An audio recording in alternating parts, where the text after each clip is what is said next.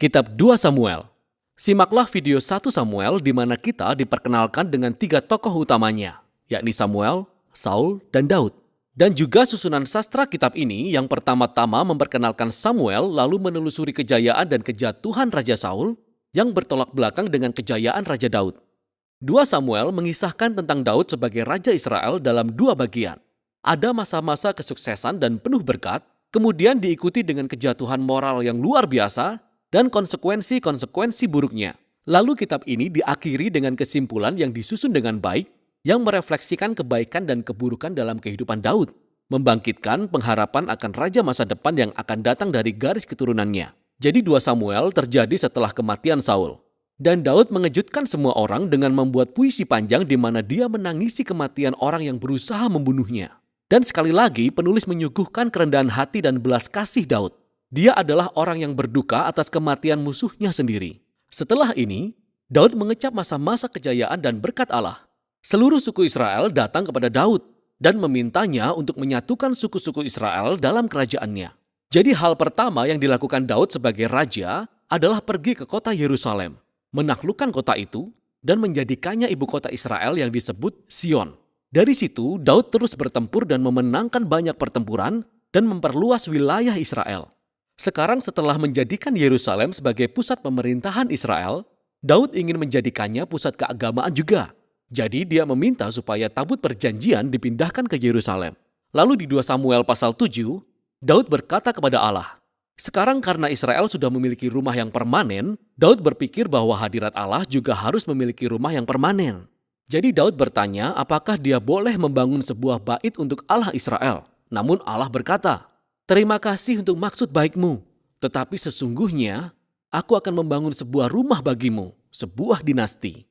Nah, 2 Samuel pasal 7 merupakan pasal kunci untuk memahami keseluruhan kisah dalam Alkitab.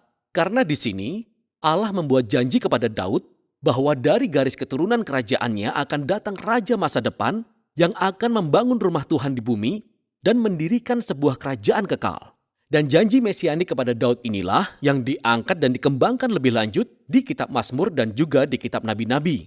Dan raja inilah yang terhubung dengan janji Allah kepada Abraham. Kerajaan mesianik masa depan adalah tentang bagaimana Allah mencurahkan berkat-Nya kepada semua bangsa. Dan tepat di sini, di tengah-tengah berkat ilahi inilah terjadi penyimpangan. Daud membuat kesalahan fatal. Tidak fatal bagi dirinya, tapi untuk seseorang yang bernama Uria, salah satu prajurit terbaik Daud. Jadi dari atap rumah, Daud melihat istri Uria yang bernama Batsheba sedang mandi. Daud menghampirinya dan tidur dengannya. Lalu Batsheba mengandung. Lalu Daud berusaha untuk menutupi semuanya dengan membuat Uria terbunuh. Lalu Daud menikahi Batsheba. Itu sangat buruk. Dan ketika Daud ditegur oleh Nabi Nathan mengenai hal ini, dia langsung menyadari perbuatannya. Hatinya hancur dan dia bertobat. Daud memohon supaya Allah mengampuninya. Dan Allah mengampuninya, tetapi Allah tidak menghapus konsekuensi dari keputusan-keputusan Daud. Sehingga sebagai akibat dari keputusan yang mengerikan ini, keluarga Daud, kerajaannya, dan segalanya hancur. Dan membuat bagian ini menjadi kisah yang tragis. Mirip seperti kejatuhan Saul. Lalu anak-anak Daud mengulangi kesalahan-kesalahannya dengan cara yang lebih tragis. Jadi Amnon melakukan pelecehan seksual kepada adiknya yang bernama Tamar. Dan kakak mereka yang bernama Absalom mengetahui hal itu dan lalu membunuh Amnon. Kemudian Absalom pergi dan menyusun rencana rahasia untuk menurunkan Daud ayahnya dari tahta kerajaan. Dan dia melancarkan serangan pemberontakan besar-besaran. Dan untuk kedua kalinya Daud dipaksa pergi dari rumahnya sendiri untuk bersembunyi di padang gurun. Namun kali ini bukan sebagai orang yang tidak bersalah. Pemberontakan berakhir ketika anak Daud terbunuh. Dan itu membuat hati Daud sangat hancur. Dan sekali lagi dia berduka untuk seseorang yang berusaha membunuhnya. Di masa-masa akhirnya, Daud kembali menduduki tahtanya tapi sebagai seorang yang hancur hati. Dia terluka oleh konsekuensi-konsekuensi dosanya. Kitab ini diakhiri dengan sebuah epilog yang disusun dengan baik, dengan kisah-kisah yang tidak sesuai urutan kronologisnya, namun memiliki susunan sastra kembar yang sangat keren. Jadi, sepasang kisah di bagian luarnya berasal dari awal pemerintahan Daud dan mereka membandingkan kegagalan Saul kemudian Daud. Dan bagaimana keduanya menyakiti orang lain melalui keputusan-keputusan buruk mereka. Lalu sepasang kisah berikutnya di bagian dalam adalah tentang Daud dan kelompok prajuritnya yang perkasa, yang memerangi orang Filistin.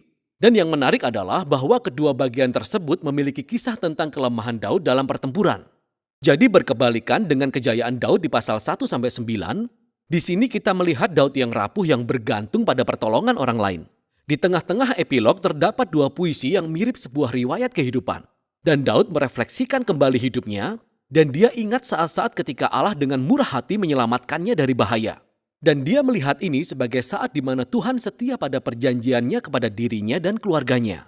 Kedua puisi tersebut diakhiri dengan sebuah kilas balik mengenai pengharapan akan janji Allah tentang raja masa depan yang akan membangun kerajaan abadi itu.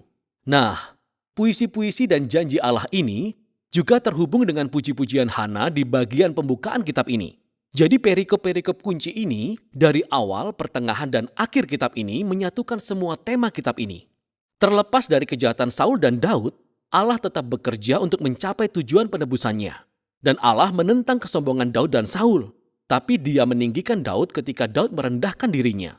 Dan harapan masa depan dalam kitab ini jauh melampaui diri Daud sendiri. Kitab ini melihat ke masa depan, kepada Raja Mesianik yang suatu hari nanti akan membawa kerajaan dan berkat Allah bagi seluruh bangsa. Dan itulah isi kitab 2 Samuel.